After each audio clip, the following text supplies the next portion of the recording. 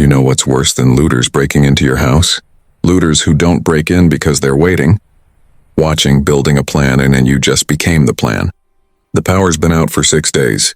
Your street's gone quiet, but it's not empty. A van parked 3 houses down that wasn't there yesterday. Voices at 2 a.m. from the abandoned house across the street. Someone knocked this morning asking for water. But their eyes weren't on you, they were scanning your hallway. They weren't thirsty. They were mapping. This isn't a riot anymore. It's an occupation.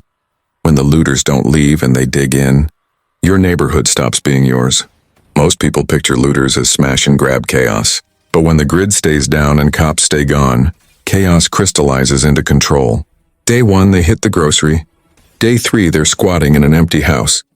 By day 5, they're watching your windows. Why? Because you still have lights. Order looks like wealth. They aren't just stealing, they're claiming territory. First rule: recognize the shift before it's too late. This is a creep, not a crash. You'll notice the same guy walking past twice in an hour. Not running, just looking and counting cars. Checking for dogs, seeing if your porch light works. That's recon. Then comes the knock. Looking for a friend. Do you have water?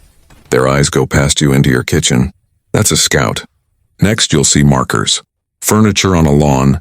A fire pit in a driveway, trash piling up. Music blasting from an empty house. They've moved in and they're not hiding it. That's the moment to act, not when they kick your door in. Once entrenched, it's not a mob, it's a settlement. Make your house scream, not worth it. Look like the hardest target, or like nothing's left to take. Black out windows so they can't see opportunity. Stop cooking food that smells. Scent travels. Hide your trash. A pile of cans announces good food. Use fake cameras, motion lights, and armed homeowner signs. Reinforce doors with deadbolts and steel. Add security film to windows so they don't shatter. Inside, create choke points and angles you control. Become a ghost in your own neighborhood. If they're squatting nearby, you need intel. How many when they move? Whether they're armed, organized. Gather this without being seen. Binoculars from a second-story window. Crack a blind just enough to see out. Angle a mirror for a street view without exposing your face. Set silent indicators.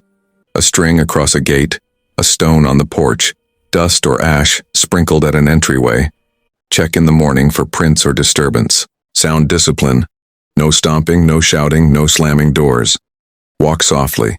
If using radios, keep transmissions short and coded. Assume they're listening. Red means someone's outside. Code 3 means lock all windows. Never explain on the air. Your goal: know more about them than they know about you.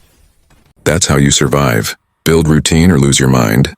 This isn't a one-night fight, it's a grind. Days turn into weeks. Power's off, squatters stay, stress eats you. Routine saves you. Morning perimeter check.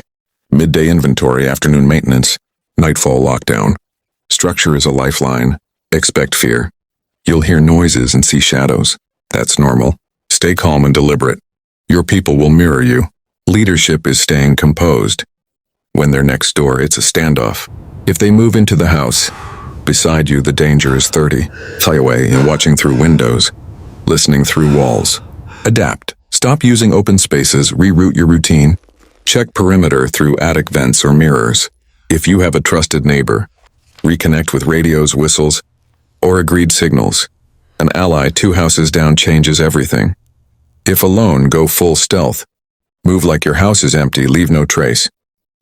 If you must act, an evacuation, confrontation, misdirection, do it with full commitment and zero hesitation. If they come for you, make them regret it. Violence isn't the goal. Survival is.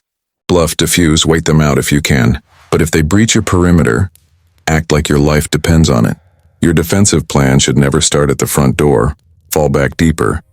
To hard cover where you see them first. Control space and angles, then commit. After action, regroup, treat wounds, reinforce. Move valuables away from breached areas, and relocate if possible. Once you're on the map, they remember. Layered defense wins. Each layer adds friction. Friction adds time. Time creates doubt. Doubt makes people move on. A reinforced door buys seconds. A motion light buys visibility. An alarm buys warning. A choke point buys control. Stack them. Prove to whoever thought your house was an easy score that it's not worth the trouble. Hold the line, not for heroism, but because you're prepared, deliberate, and unwilling to give up what's yours.